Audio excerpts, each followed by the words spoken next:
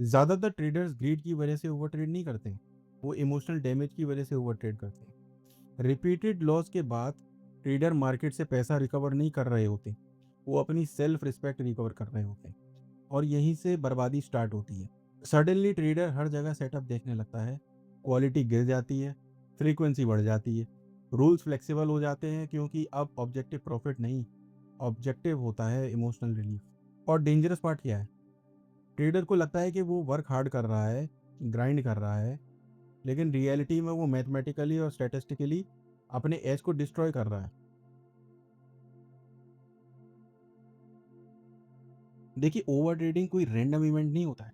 एक जो नया ट्रेडर है उसे भी पता होता है ओवर ट्रेडिंग खराब होती है, लेकिन फिर वो करने क्यों लगता है?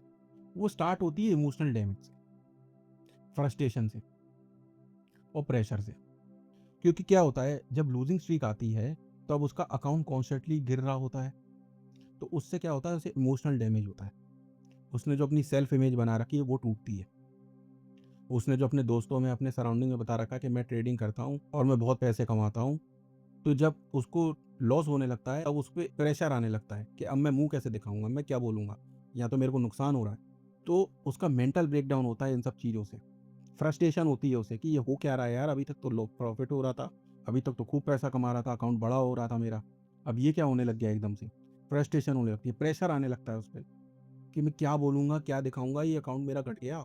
पापा बोलेंगे, मम्मी बोलेंगे, क्या हो गया बेटा, ये लॉस कैसे हो रहा है, तुम लॉस कर रहे हो। तो इस सब चीज़ों से ना ओवर ट्रेडिंग का जन्म होता है। जब लॉस कंटिन्यूस होने लगते हैं तो ट्रेडर क्या करता है, फोर्स ट्रेड करने लगता है, क्योंकि अब उसे इमोशनल प्रेशर है, अब उसे प्रूव करना है अपने आप को कि नहीं। तो अब सेटअप गया भाड़ में, सब सिस्टम गया भाड़ में, अब वो फोर्स ट्रेड करेगा। जहाँ सेटअप नहीं भी होगा, जहाँ सेटअप की क्वालिटी नहीं भी होगी, वहाँ भी वो ट्रेड लेगा, मूव चेज़ करने लगेगा। 9:15 बजे कंप्यूटर खोलेगा, उसे देखेगा ये फलाना स्टॉक्स भाग रहा है बहुत तेज़ी से, उसके मूव चेज़ करने लगेगा। उस पे ना कोई रिस्क मैनेजमेंट होगा, ना कोई स्ट्रैटेजी होगी, ना कोई सेटअप होगा, बस मूव चेज़ करने लगेगा। उसे बड़ी-बड़ी कैंडल दिखाई देने लगेंगी और बहुत हाई फ्रीक्वेंसी से ये करने लगेगा, क्योंकि उसे चाहिए क्या? उसे इमोशनल रिलीफ़ चाहिए। उसे अब पैसे नहीं बनाने, अब उसे इमोशनल रिलीफ़ चाहिए। जो उसका मेंटल ब्रेकडाउन हो गया है, वो चाहिए उसे वापस। उसे अपनी सेल्फ इमेज वापस चाहिए, विनर ट्रेडर की। क्विक रिकवरी चाहिए उसे। उसके दिमाग में चल रहा है कि ये मुझे जो 8 लॉसेस हो गए हैं, मैं इसको एक प्रॉफ़िट से ही कवर कर लूँगा। और सबसे बड़ी बात, उसे वैलिडेशन चाहिए, जो वैलिडेशन उसे पहले मिल रहा था जब वो प्रॉफ़िट कमा रहा था। लेकिन इस सब के दौरान सबसे बड़ी मिस्टेक क्या कर दी उसने? उसने मैथमेटिकली सोचना ही बंद कर दिया।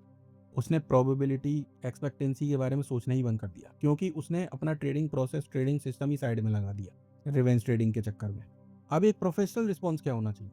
एक प्रोफेशनल रिस्पॉन्स ये होना चाहिए इस दौरान, लूजिंग स्ट्रीक के दौरान, कि आप अपनी, सबसे पहले तो मार्केट में आप अपनी एक्टिविटी रिड्यूस कर दो। अपनी जो मेंटल क्लैरिटी है, मेंटल पीस है, उसको प्रिजर्व करो। खाली ए प्लस सेटअप ही ट्रेड करो। वैसे ए प्लस सेटअप ट्रेड करना ये खाली लूजिंग स्ट्रीक के फेज की बात नहीं है, ये आपको मार्केट के किसी भी फेज में ए प्लस सेटअप ही ट्रेड करनी चाहिए। वो मैं पिछले वीडियो में बात कर चुका हूँ उस बारे में। और अगर ज़रूरत पड़े तो सिट आउट कर जाओ, यानी कि बाहर बैठ जाओ, कंप्यूटर खोलो ही मत। और सिट आउट जो है उसके क्या फ़ायदे होते हैं लॉन्ग टर्म में, वो आपको कैसे फ़ायदा पहुंचाता है, इसके बारे में भी हम बात कर चुके हैं।